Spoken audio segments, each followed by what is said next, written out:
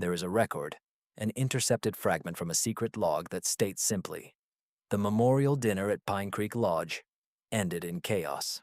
If you've seen a case like this, you know why people stay silent.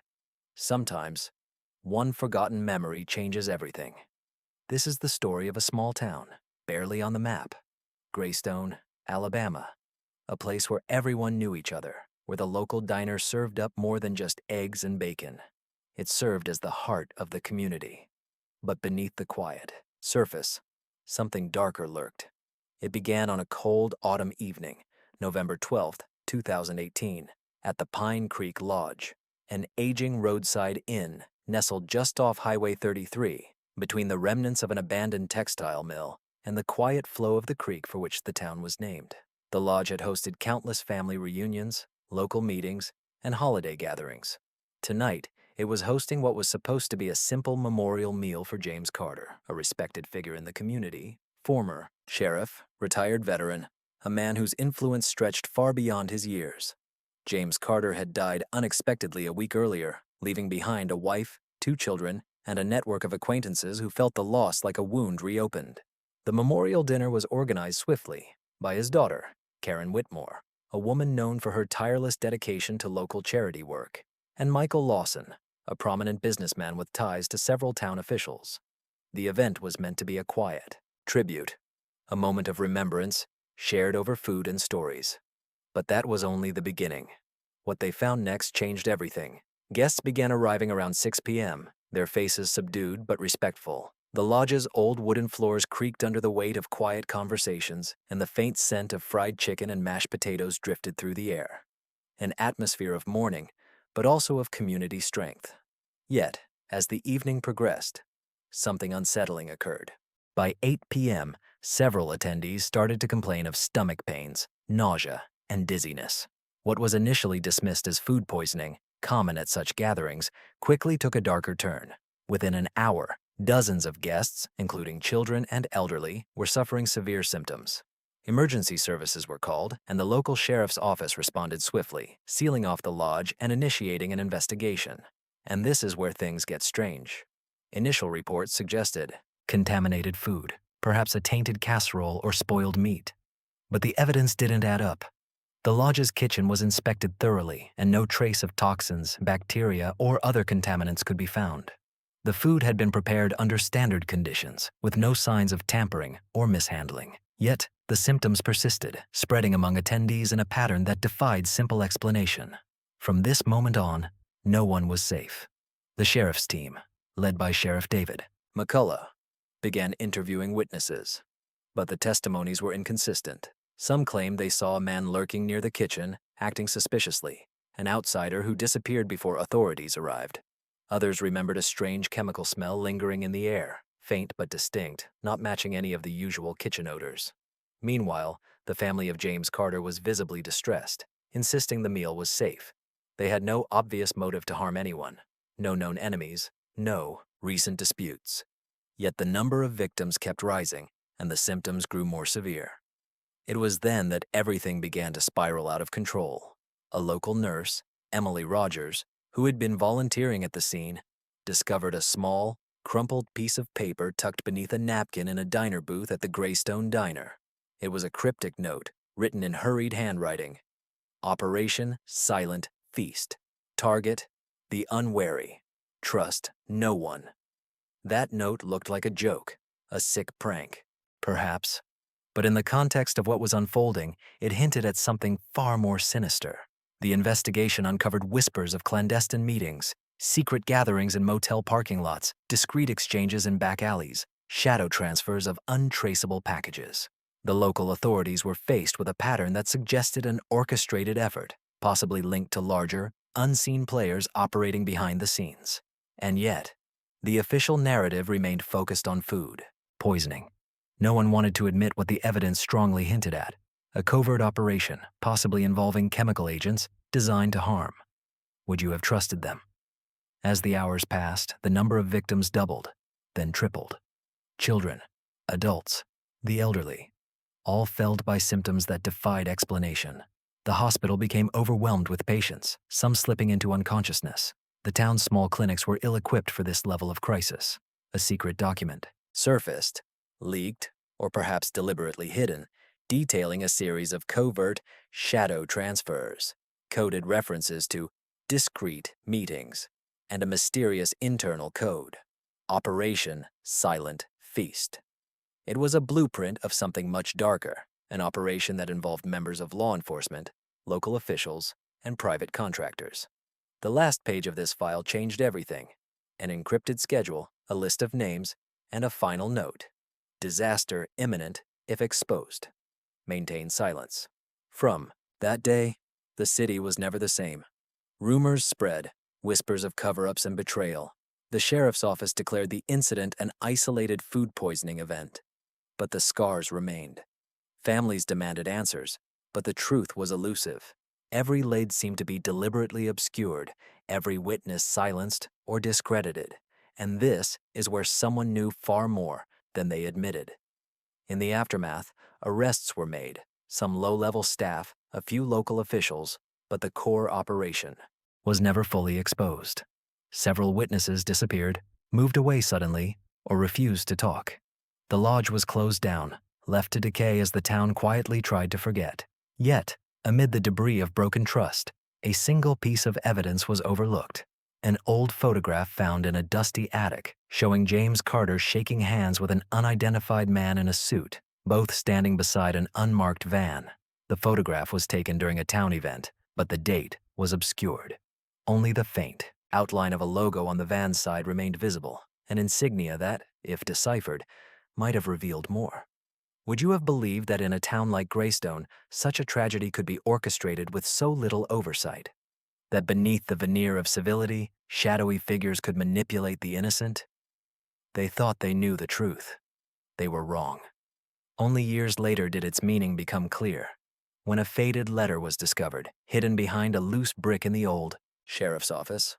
A letter that hinted at an even deeper conspiracy, one that connected the memorial dinner to broader covert operations that spanned across states, involving unseen networks that thrived in the shadows of American small-town life. What would you have done then? You've heard it now. You can't unhear it. What would you have done? Subscribe before this one disappears. The letter was simple, handwritten on yellowed paper, but its implications were anything but. It referenced the Silent Harvest, a covert operation linked to a network of clandestine entities operating under the guise of local community service. Names, dates, and locations blurred into a web of secrecy that stretched beyond Greystone, into neighboring counties and even state agencies. The document hinted at a pattern: small, seemingly unconnected events used as cover for larger hidden agendas. The memorial dinner was just one node in a chain of carefully orchestrated incidents, each designed to serve a purpose that only a select few understood. Within the pages of that letter, a name emerged: Agent Holloway, a figure with ties to federal agencies but operating in the shadows. Was he involved in the operation, or was he someone who knew too much? The handwriting suggested urgency, as if warning others to stay silent, to conceal the truth at all costs. From this moment, the investigation was no longer confined to Greystone. It became a matter of national security, or so some officials claimed. But the truth was buried deeper, hidden behind layers of bureaucratic obfuscation. What they found next changed everything. An anonymous tip led investigators to a forgotten storage room beneath the county courthouse, where dusty boxes and file cabinets had been left untouched for years. Inside, they uncovered a series of coded files, maps, and photographs, evidence pointing to a covert operation codenamed Operation Silent Harvest. These files contained references to targeted communities, distraction events, and disposal points, all linked to a clandestine network of operatives embedded within local governments and private contractors. One document was particularly revealing: a list of planned events, including a memorial dinner, a school fundraiser, and a small-town festival, all marked with coded labels, all connected by the same shadowy purpose. It was a plan to manipulate, to destabilize, or perhaps to control. The more they dug, the more it became apparent that the memorial dinner was not an isolated incident. It was a test, a demonstration of how easily the population could be manipulated, by poisoning them subtly, by sowing chaos without direct confrontation. The chemical agents used were not typical poisons, they were experimental, designed to cause confusion, weakness, and disorientation, gradually eroding trust in public institutions. And this is where things get strange. A forensic analyst reviewing samples from the scene discovered traces of a rare neurotoxin, one linked to clandestine research programs known only to a handful of laboratories across the country. It was a chemical weapon, modified slightly to evade detection and produce delayed effects. The toxin's origin pointed to a covert government experiment hidden from public knowledge for decades. Would you have trusted the official explanations, or would you have begun to question everything? The victims, it turned out, were not just random attendees. Many had ties to local law enforcement, officials, or business interests connected to the operation. As the investigation deepened, it became clear that some of the victims may have been targeted for their knowledge, their connections, or their unwillingness to cooperate. A pattern emerged. Families who dared to speak out vanished or faced threats. Whistleblowers were silenced. The town's quiet veneer was a carefully maintained facade, one that concealed a complex web of covert influence and dangerous experiments. And then, a shocking revelation. A retired scientist, Dr. Laura Bennett, came forward with a confession. She had worked at a government lab involved in chemical research. She claimed to have discovered that some of the compounds used in secret operations had escaped controlled environments, finding their way into civilian circles through covert channels. She provided documentation, hidden in her attic, that detailed experiments with chemical agents designed to manipulate populations subtly. What was most disturbing was a diagram she showed, an intricate map of target zones, including small towns like Greystone, where controlled incidents could produce maximum psychological impact with minimal risk of exposure. But someone knew far more than they admitted. A hidden recording surfaced, found among old files in the sheriff's office, perhaps deliberately left behind, showing a conversation between two unidentified men. One used coded language discussing the harvest, the dinner, and the last phase. Their words hinted at a larger plan, one that involved not just Greystone but multiple communities across the southeastern United States. Could this be evidence of a national operation, or just local paranoia spun out of control? From that day forward, the town's quiet life was shattered. The truth, if fully revealed, could destabilize national trust. But every attempt to uncover the full scope was met with obstruction, silence, and threats. The final, unresolved clue was a torn piece of fabric found at the scene, a fragment of a uniform, possibly belonging to someone in law enforcement. It was stained with an unknown chemical residue. No one recognized it, and attempts to match it to any official agency failed.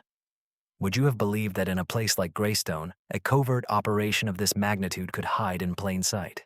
That beneath the surface of everyday life, a silent harvest was underway, one that targeted the very fabric of community, trust, and safety? You've heard it now. You can't unhear it. What would you have done? Subscribe before this one disappears. Months turned into years, yet the scars from that night at Pine Creek Lodge lingered like a shadow over Greystone. The official reports, carefully sanitized and spin-doctored, insisted that the incident was an isolated food poisoning event, a tragic anomaly. But beneath that veneer, something far more insidious remained concealed. Among the few who refused to accept the official narrative was a local journalist, Thomas Reynolds. A man known for his persistent inquiries into corruption, Reynolds had stumbled upon anomalies in the official records, discrepancies in the forensic reports, missing files, and anonymous tips urging him to cease his investigation. But curiosity, once ignited, is difficult to contain. He began to dig deeper, contacting former witnesses, former officials, anyone who might share a fragment of the truth. One name kept surfacing: Agent Holloway, a shadow figure whose real identity was obscured, yet whose fingerprints seemed to be everywhere. Reynolds uncovered a series of clandestine meetings held in the back rooms of the Greystone Public Library, where whispers of the Silent Harvest circulated among a small network of informants. It was during one of these meetings that he obtained a copy of a secret communication, a coded message referencing Phase 2, scheduled just months after the initial incident? Would you have trusted him? Or would you have dismissed his findings as conspiracy? In parallel, a quiet investigation by the FBI's Covert Operations Division was underway, but it was slow, hampered by bureaucratic red tape, internal conflicts, and perhaps deliberate interference. Evidence was suppressed, witnesses threatened, and the trail grew colder. Meanwhile, the town's mood shifted. Fear seeped into the everyday fabric of life. Children's drawings appeared on refrigerators of suburban homes, strange symbols, cryptic messages scrawled in childlike handwriting. A young girl's crayon sketch of a faceless figure with a gas mask became a haunting image in local circles. What would you have done then? The truth was slipping further from reach, but then came a breakthrough. An old, dust-covered safe found in the basement of the town's abandoned courthouse. Inside, investigators discovered a series of ledger books, meticulously kept, detailing Operation Silent Harvest activities. Pages marked with dates, locations, and coded names, each entry hinting at a pattern of manipulation, exposure, and controlled chaos. A name appeared repeatedly: Project Sycamore. A code that, when deciphered, pointed to a network of covert sites across the southeastern U.S., all connected to the original incident. Investigators realized that the memorial dinner was not an isolated event but part of a larger, systematic effort spanning multiple communities, and this is where things get strange. Among the documents was a series of photographs clearly taken covertly, showing controlled incidents, people in various towns exhibiting symptoms similar to those in Greystone, yet with no apparent cause. The photographs were labeled with dates and locations, revealing a pattern, a calculated sequence of tests, each designed to gauge the effects of chemical agents on unsuspecting populations. Would you have believed that the government or private contractors could orchestrate such wide-reaching operations without detection? Or was this just a series of unfortunate coincidences? The most unsettling discovery was a series of coded messages, found in an abandoned motel room near the town of Millbrook, just outside of Montgomery. These messages hinted at a final phase, an operation to be executed during the upcoming Harvest Festival, an annual event drawing thousands of families from across the region. The implication was chilling. Was the memorial dinner merely a test run? Was there an even larger plan in motion, one that could threaten hundreds, if not thousands, of lives? And then, a key witness emerged, a former operative who had been part of the Silent Harvest project, willing to speak anonymously. This individual claimed that the operation's true purpose was control over populations, over perceptions, over the very fabric of community life. The chemicals used were designed not just to sicken but to induce confusion, compliance, even obedience. Would you have trusted someone who had everything to lose, or dismissed their claims as paranoia? The final piece of the puzzle was a leaked audio recording, an accidental capture perhaps, or deliberately released, where two men discussed the harvest, the last phase, and the final message. Their voices were calm, measured, chilling in their detachment. One mentioned, almost casually, that the town will be made to forget, while the other assured him that the message would be delivered, loud and clear. From this moment, the scope of the operation was undeniable. It extended beyond Greystone, beyond Alabama, into a calculated, systematic effort to manipulate entire communities using unseen chemical agents, covert operations, and psychological warfare. What would you have done then? Years later, questions still echo in the empty halls of the old courthouse, in the quiet corners of forgotten libraries, and within the minds of those who survived. The truth had been buried deep, hidden beneath layers of lies, silence, and fear, but the evidence remains, waiting to be uncovered, waiting to be understood.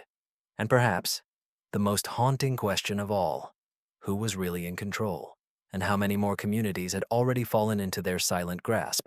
You've heard it now, you can't unhear it. What would you have done? Subscribe. Before this story, too, disappears into the shadows. The years that followed the Greystone incident seemed to stretch endlessly, a quiet, oppressive aftermath that few dared to confront directly. Official inquiries were shut down, and the small town's collective memory was carefully sanitized. What remained was a sanitized narrative of food poisoning, a tragic accident quickly dismissed as a freak occurrence. Yet beneath that veneer, the undercurrents of suspicion persisted, gnawing at the edges of trust and certainty. Thomas Reynolds, the persistent journalist, continued his clandestine pursuit of the truth. His investigations led him to a series of obscure references, hidden in old government contracts, encrypted server logs, and anonymous online forums, clues pointing toward a larger, more disturbing network. Each discovery revealed that Greystone was just one node in a vast clandestine operation stretching across the southeastern United States, linked by a shadowy web of covert agencies, private contractors, and unseen power brokers. One document, buried deep within a secured archive, was titled Operation Harvest Protocols. Its pages contained directives, coded instructions for targeting communities, deploying chemical agents, and measuring compliance, all under the guise of public health initiatives. The language was clinical, detached, as if describing a routine logistical operation rather than a series of deliberate acts of manipulation and harm. Would you have believed that the government or powerful private interest could orchestrate such widespread covert actions, or would you have dismissed it as paranoia, a conspiracy theory spun out of fear? Meanwhile, whispers of the silent harvest began to circulate among underground networks, dissidents, and whistleblowers, those who refused to be silenced. Some claimed that the chemicals used were part of a broader experiment in behavioral control, a way to subtly influence populations, to create compliance without overt coercion. Small towns like Greystone served as testing grounds, their quiet, insular communities ideal for covert experimentation. A new piece of evidence emerged, an internal memo from a shadowy think tank, dated just weeks after the Greystone incident. It referenced scaling up operations, targeting additional communities, and maximizing psychological impact. The memo alluded to less detectable agents and distraction events, suggesting the entire incident was part of a larger, premeditated strategy. And this is where things get strange. Among the recovered documents was a series of photographs, one showing a convoy of unmarked vans leaving a small town in Florida, another depicting a clandestine meeting in a nondescript motel outside Atlanta. Each image bore a date and location, coordinates that, when mapped, revealed a pattern, a network of clandestine disposal points and operation hubs. It was as if the entire Southeast had become a testing ground for a secret, ongoing project. Would you have trusted the official explanations, or would your suspicions deepen with each new piece of evidence?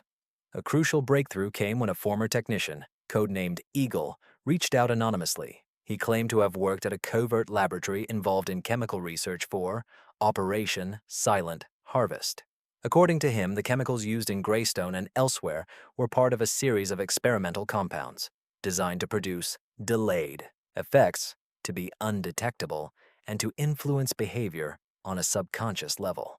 He provided a partial list of lab codes and chemical formulas, some of which matched samples later found in the Greystone aftermath. The implications were chilling.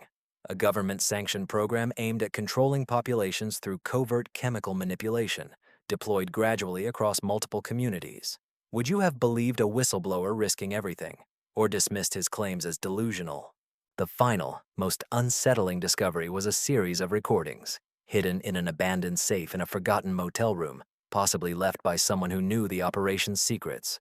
The audio featured a conversation between two unidentified men discussing the harvest, the last phase, and the message to the masses. Their voices conveyed a sense of detachment, as if talking about a routine logistical operation, yet their words hinted at something much darker, an ongoing effort to reprogram communities, to make them forget, and to prepare for the next phase.